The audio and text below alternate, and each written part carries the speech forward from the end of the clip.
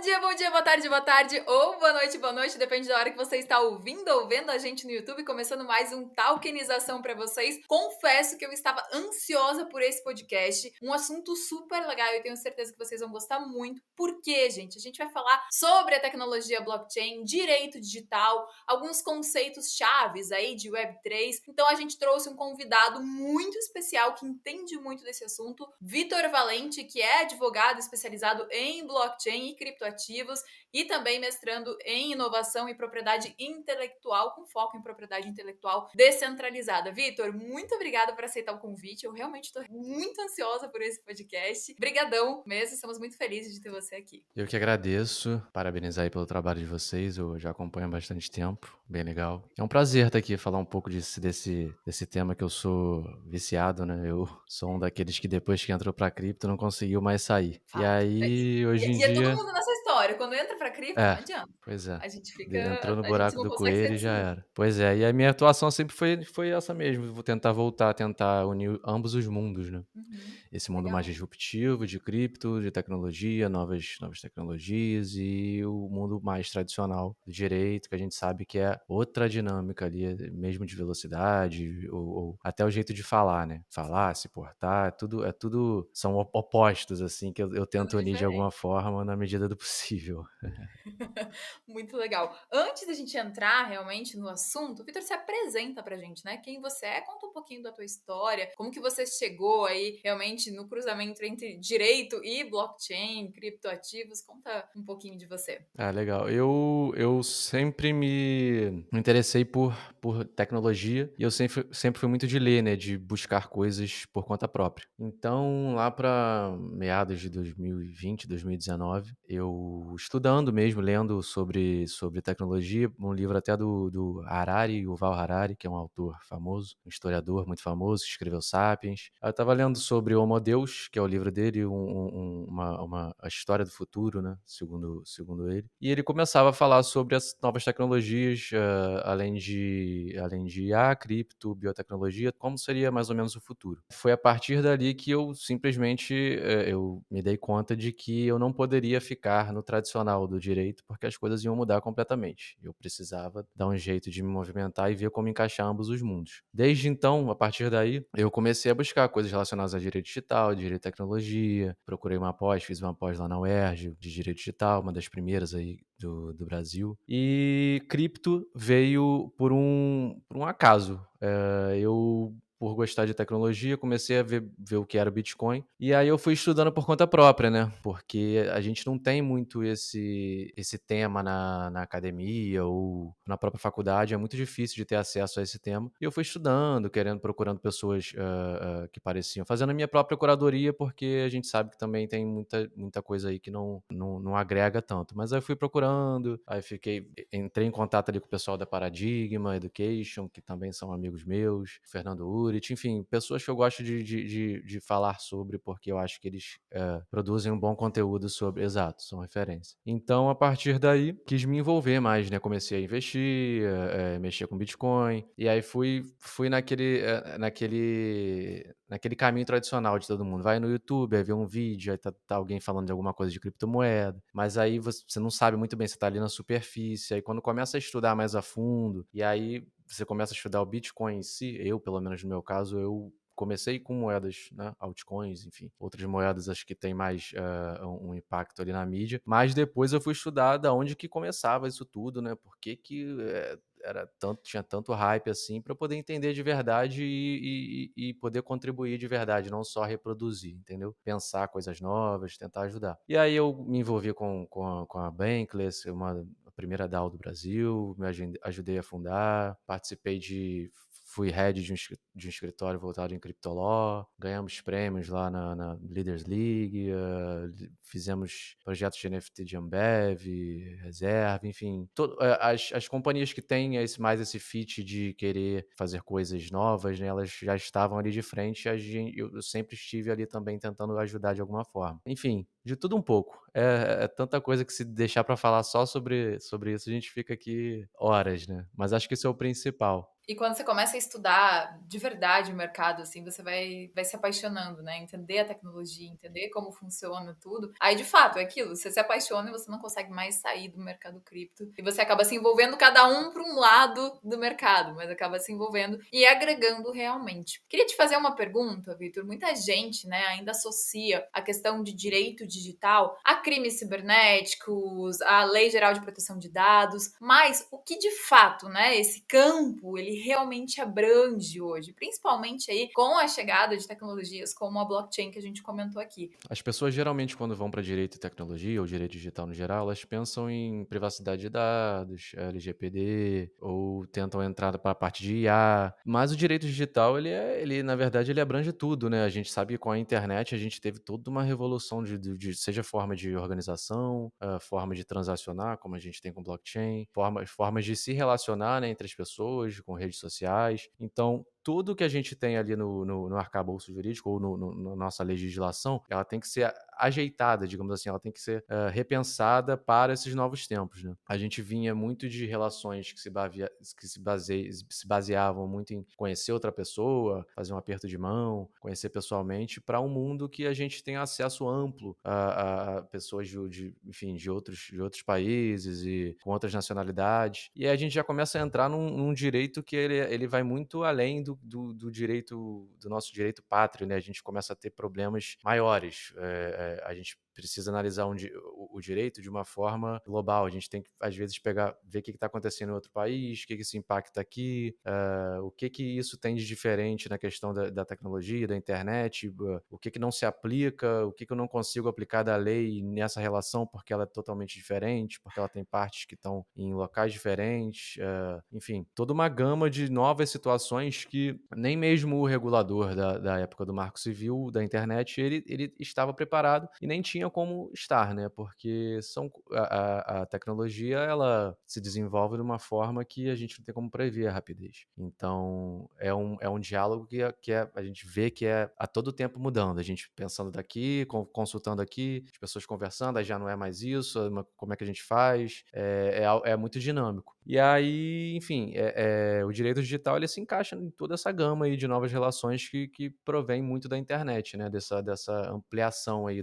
das nossas relações sociais como um todo, inclusive. Que está em constante mudança, em constante evolução, então o tempo inteiro tem alguma coisa, né? A gente vai falar aqui também de propriedade intelectual descentralizada, mas eu queria que antes você explicasse também o que de fato é propriedade intelectual e por que ela realmente é tão central assim em discussões sobre inovação, por exemplo. De forma bem básica, a propriedade intelectual é uma forma que o direito tem de tentar regular e proteger criações do intelecto humano. A gente tem aí direito, a gente pode dividir em direito do autor, de forma básica, direito do autor e patentes, invenções. Então, a propriedade intelectual, ela é o início ali do ímpeto criativo de empreendedorismo. É uma forma que o direito tenta, né? Porque obviamente nada ali é imutável. Uma forma que o direito tenta, está sempre pensando de proteger essas criações que provêm muitas vezes de bens imateriais,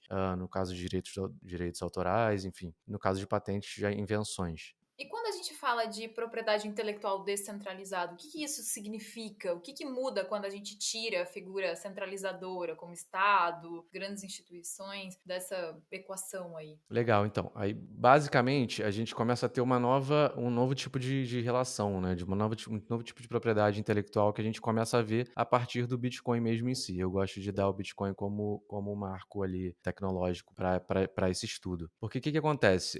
Quando a gente quer proteger algo no sistema tradicional, a gente vai buscar um órgão, fazer algum tipo de registro, para que essa criação seja protegida de alguma forma, para que você possa proteger do uso de outras pessoas que façam uso da sua propriedade intelectual de forma que às vezes que você não queira, ou enfim, se valendo de forma econômica de algo que foi você que criou. No caso da propriedade intelectual, o que a gente tem ali, já começando com o exemplo básico que eu dou do Bitcoin, é que a gente tem uma propriedade propriedade intelectual que ela não se vale de um órgão central. Ou seja, o próprio criador ou criador, enfim, nós não sabemos, né, o Satoshi Nakamoto, criou um código, escreveu um código e aí liberou aquele código de forma aberta, open source, né, que a gente chama, deixou ali na internet para que outras pessoas elas fizessem download daquilo ali, se elas quisessem fazer parte daquela rede, e por causa do próprio mecanismo ali do sistema Bitcoin, elas seriam recompensadas de alguma forma. Então, o próprio sistema, o próprio programa, ele foi desenhado como se fosse um sistema de proteção do próprio programa, daquela própria criação. Então, a gente vê que o que acontece? A propriedade ela é mais forte, ao contrário do que a gente tem. Hoje em dia, a gente já tem outras discussões no direito em relação a isso, mas a gente vê que a propriedade ela vai se tornando mais forte conforme ela vai sendo compartilhada. A gente vê em redes blockchains, enfim, quanto mais descentralizada, mais é difícil de hackear, a segurança é maior e tende a valer mais também, né? Então, é uma lógica que se aplica mais à parte mais facilmente de se observar para softwares, como é o caso do Bitcoin. Porém, a gente pode, como é o meu caso, o meu trabalho, de começar a tentar estudar formas de trazer isso para outros tipos de criações, como, por exemplo, comunidades que a gente tem NFTs. A gente não pode a gente não pode chamar de marcas porque elas não têm registro. Pelo direito, elas só se tornam marcas com o registro lá. Mas é uma dinâmica bem parecida, porém com contornos econômicos, com um modelo econômico um pouco diferente. Então é esse que é o foco do estudo da propriedade intelectual descentralizada, como esses novos tipos de negócios eles se desenvolvem de forma economicamente saudável, entendeu? De algo que seja digno de estudo e de ser replicado. Então é basicamente isso. Então a gente pode considerar Bitcoin, Ethereum uma propriedade intelectual? Você consegue explicar essa perspectiva? Sim, é como se fosse hoje a gente tem a possibilidade de registro de software, né, a gente tem a proteção do software, a gente tem lei própria para o software. O Bitcoin, se a gente for parar para pensar, ele é um software, né, no seu início, no fim das contas, é um software que roda de forma descentralizada. Então, a propriedade intelectual é isso, é essa forma de criação, qualquer coisa que seja criada. No caso do Bitcoin, se encaixaria como um software. Essa propriedade é protegida de uma forma um pouco diferente, né? Ela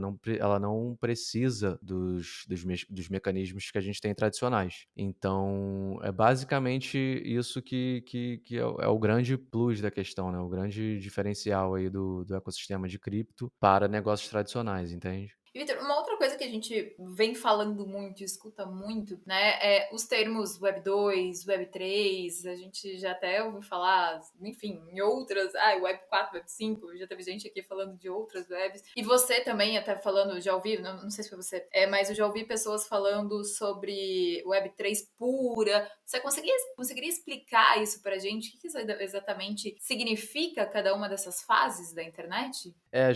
Gera bastante dúvida, gera bastante dúvida, até porque a gente não chegou, poucos são os protocolos ou os negócios que são efetivamente uma Web3. O que acontece? A internet, como a gente conhece, ou a internet de alguns anos atrás, antes aí da chegada de blockchains e novas tecnologias, a gente chama essa fase de Web 2, que era, já tinha ali redes sociais, já era um pouco mais dinâmicas, as pessoas já tinham uma troca, mas era algo que você usa você usa aplicativos de outras empresas, por exemplo. Empresas grandes que fazem aplicativos, Instagram, Facebook, enfim, LinkedIn. Todas essas empresas têm as suas redes sociais e as pessoas usam, porém são empresas centralizadas, né? Que é essa fase da Web 2 que permitiu isso. Com a chegada da Web 3, a gente já tem uma nova dinâmica ali de negócios em que os próprios protocolos, eles já meio que fazem essa função de aplicativos, e aí a gente tem a chegada da Web 3, que é essa descentralização desses programas. programas. É como se a gente estivesse descentralizando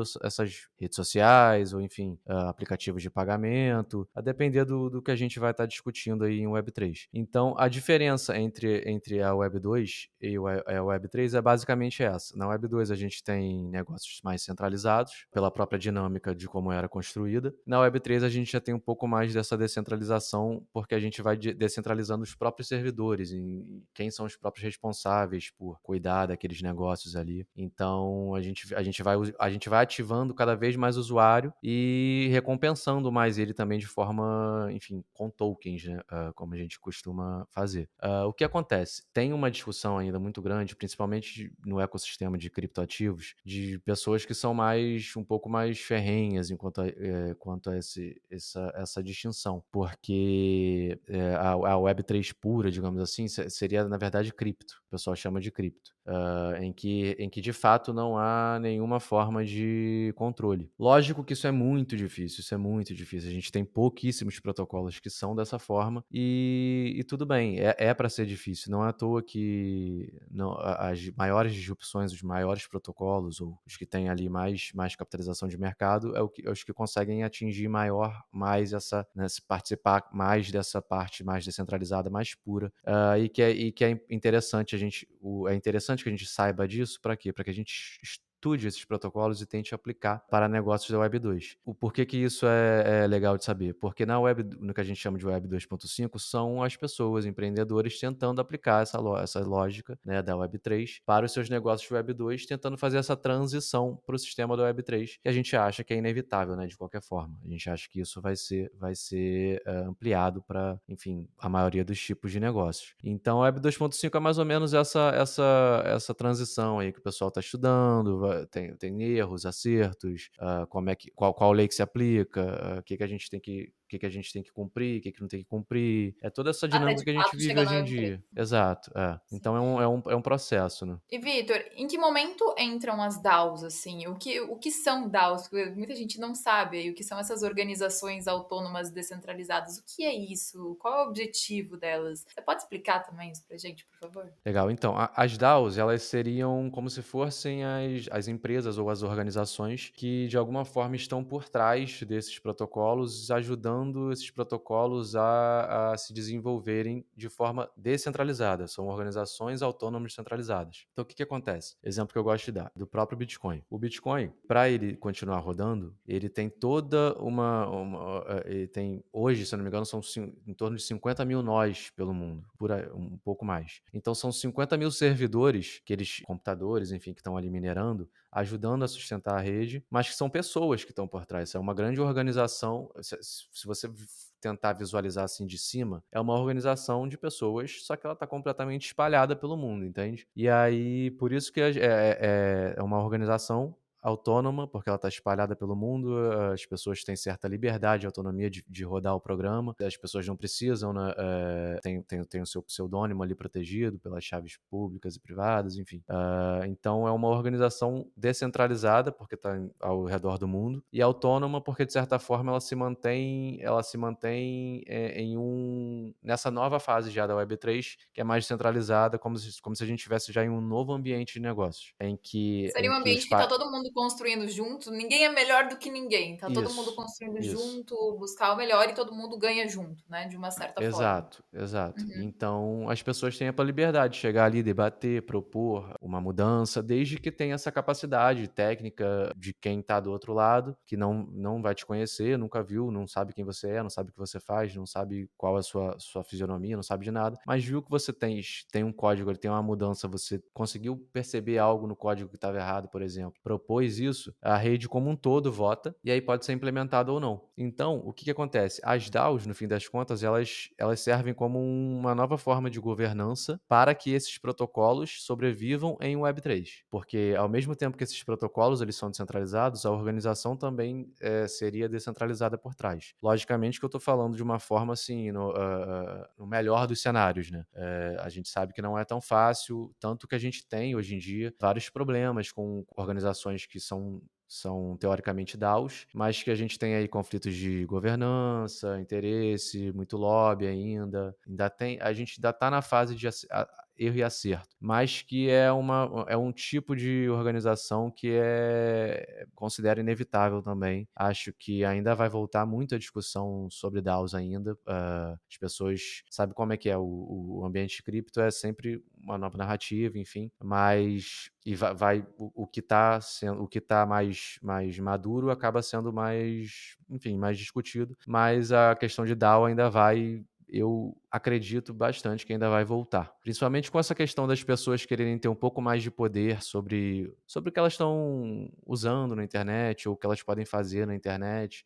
Isso pode ser que, isso provavelmente a gente vai ter aí ainda uma ressurgência das DAOs. Até porque faz muito sentido, né? Óbvio, como você falou, tem alguns desafios, então tem o que evoluir, mas faz muito sentido. Então, acho que o que faz sentido vai voltar e vai, enfim, a gente vai ver muito esse assunto ser debatido. Mas, assim, do ponto de vista jurídico, quais os principais desafios aí que as DAOs impõem ao sistema legal tradicional? São vários desafios, né? A começar porque o que acontece com o empreendedor na Web3? Ele entra naquele ecossistema ali querendo fazer algo novo, inovar, fazer algo diferente, algo que faça diferença aí na economia de alguma forma. Só que muitas vezes isso não é exclusivo do Web3, né, no geral. Muitas vezes ele não tem esse cuidado com o que pode estar fazendo de errado ou não. Então, o que acontece? Em relação a DAOs, por exemplo, muita gente fazia DAOs,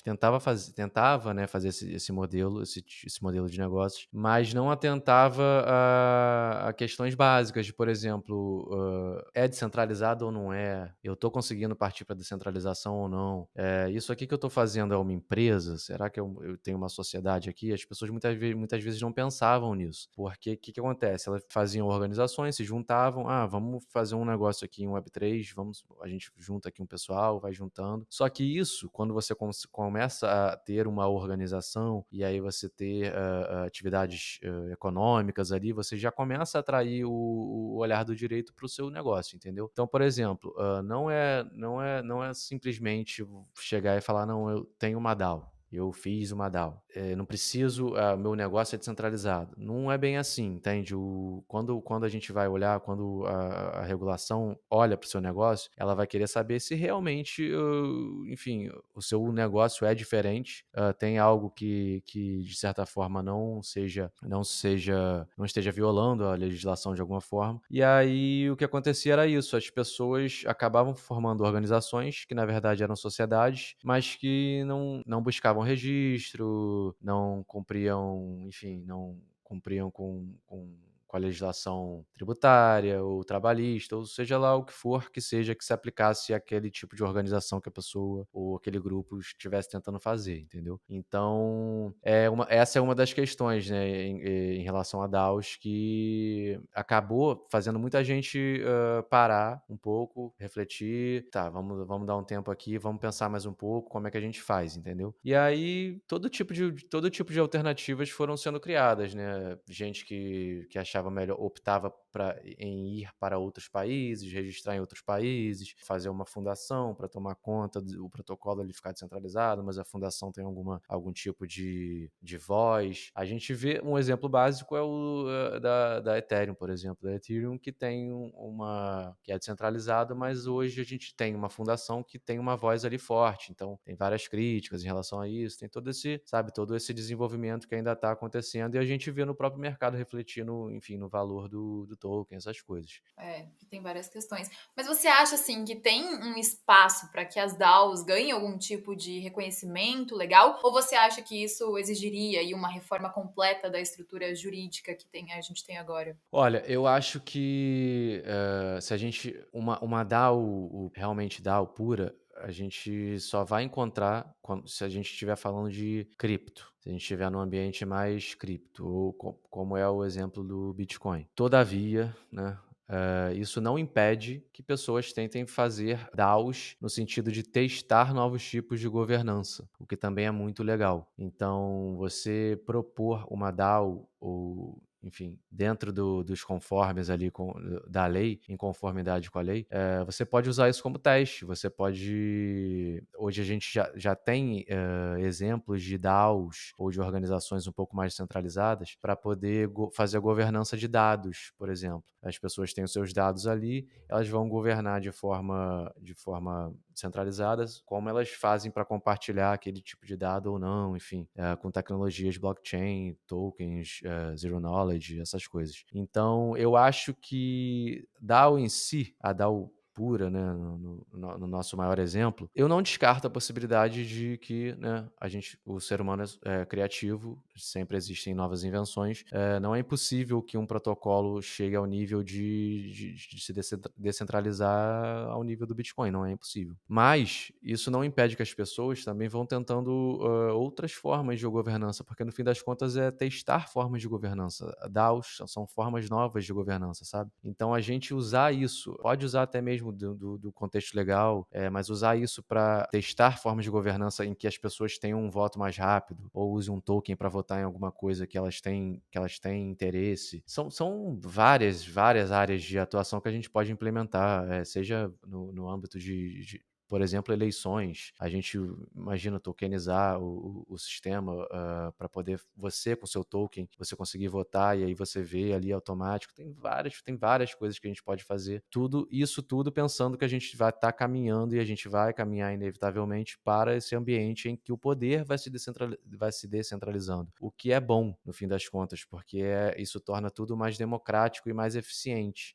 Apesar da gente ainda ter muita discussão, muita gente que fala contra, eu vejo como algo inevitável e que vai ser melhor como um todo, seja para a economia, seja para a sociedade, em forma até mesmo de democracia. Eu acho que é algo que a gente tem que testar mesmo. Eu acho que o regulador ele tem que permitir que isso aconteça também, né? Enfim, nem que seja dentro de um ambiente regulado, mas a gente tem que deixar que as pessoas tentem pensar novas formas de governar as coisas, porque o ambiente a gente sabe que o mundo está cada vez mais complexo, as inovações são cada vez mais rápidas, as criações cada vez mais rápidas. Então, é bom, né, que a gente tenha esse poder, descentralize um pouco desse poder, para que a gente tenha uma sociedade mais saudável no fim das contas. É excelente, né? Eu acho que é uma questão de tempo. Acho que ainda a gente está muito no começo, né? Então tem muita coisa para ser desenvolvida. Mas a descentralização, eu acho a melhor coisa que a gente pode ter aí. Vitor, eu queria falar sobre um outro assunto com você, sobre um projeto criado por você que une pesquisa, blockchain, direito, que é o Open Source Law. O que que é? Como que funciona? O que te motivou a criar esse projeto? Pois esse é um projeto em que eu mesmo estou me submetendo a essa teoria, né. Uhum, Porque é muito fácil a gente falar, discutir e não tentar. uhum. Na prática é Então diferente. pois é. Então é uma forma em que eu tento, tornar esses princípios ali que a gente observa no ecossistema, trazer ele para um negócio em que eu estou tentando fazer essa descentralização progressiva em sair da Web 2 e trazer para a Web 3. Uhum, Então é um projeto aberto em que qualquer um pode, tendo uma nova ideia ou vendo começou como um grande ali radar da legislação, em que eu fui sim. agregando ali toda a legislação que eu entendia aplicável ao ecossistema, e, enfim, antecipando algumas coisas que viriam a ser discutidas depois no Banco Central, seja por coisas relacionadas a câmbio, que a gente está discutindo muito hoje em dia, até já tentando abordar um pouco a questão de DAOs, enfim, NFTs, coisas que eu já Uhum. trabalhei, né? Mas é um projeto em que eu tento aplicar essa dinâmica dessa descentralização progressiva para que ele, de certa forma, possa depois caminhar com as mãos da comunidade, sabe? Ainda Ah, é o que uma. que você espera, assim, de contribuir com esse projeto de fato, assim, com esse Então, eu, modelo? eu tenho uma visão de que pode ser um tipo de forma da gente discutir leis de forma mais democrática. Hoje, Legal. a gente já Muito tem legal. alguns mecanismos para a discussão de leis que envolvam mais o público, por exemplo, consultas públicas, enfim. Porém, ainda é restrito, ainda é muito restrito.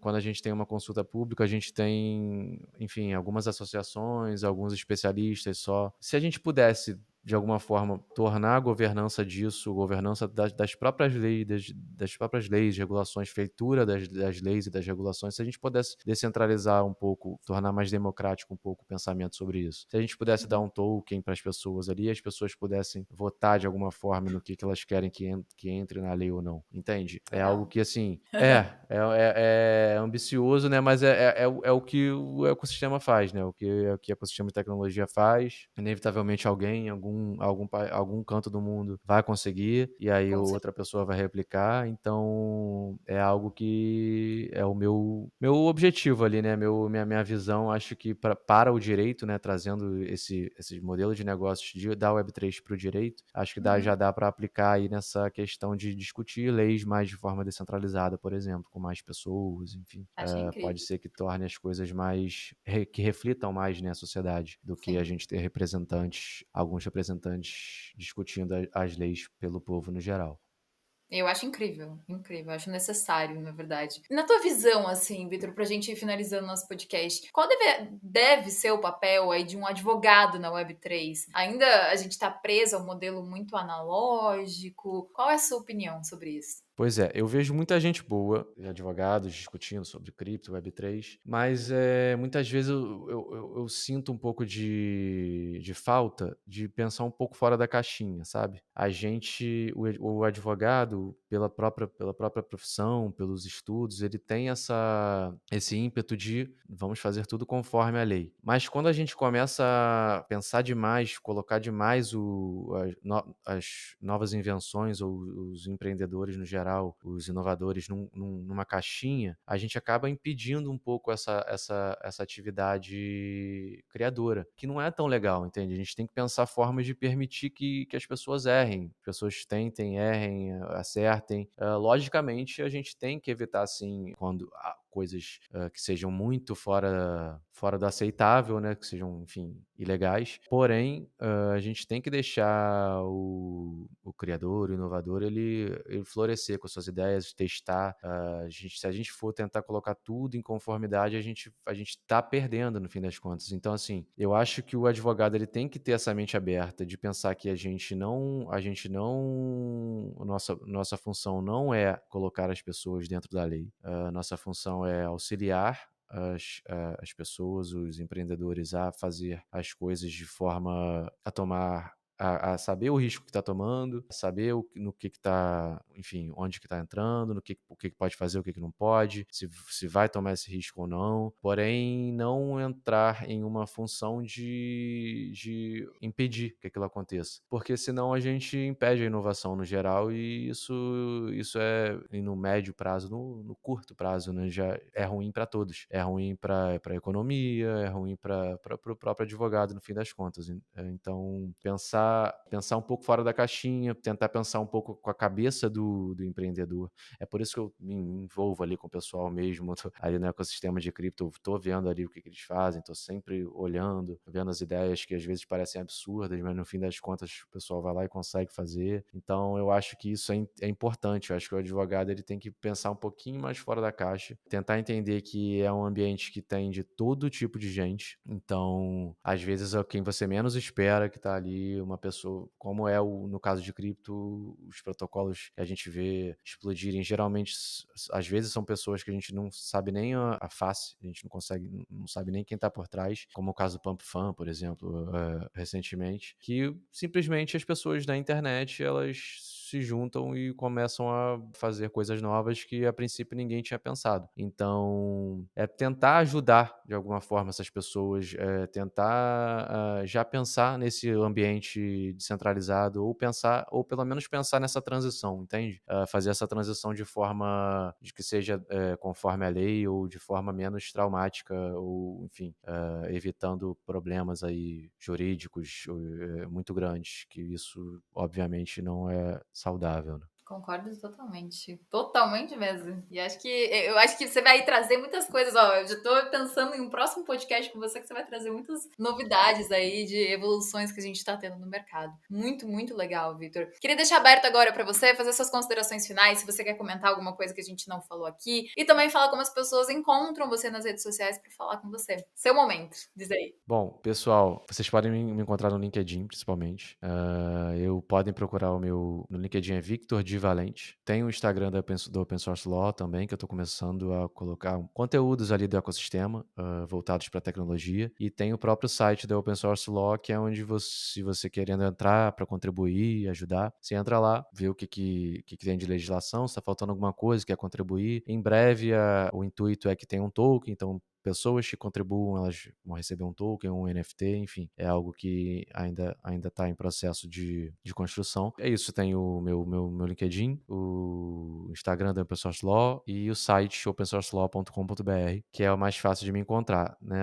Se quiserem me encontrar em cripto mesmo, o pessoal costuma ficar no X, mas lá eu atuo de forma pseudônima, então pode ser que a gente se encontre ou não.